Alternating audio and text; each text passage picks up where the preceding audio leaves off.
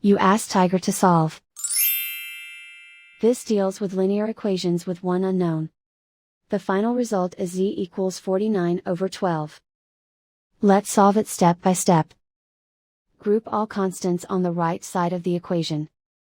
Subtract 13/4 from both sides. Group like terms. Combine the fractions. Combine the numerators. Reduce the zero numerator. Simplify the arithmetic. Find the lowest common denominator. Multiply the denominators. Multiply the numerators. Combine the fractions. Combine the numerators. And so the final result is z equals 49/12.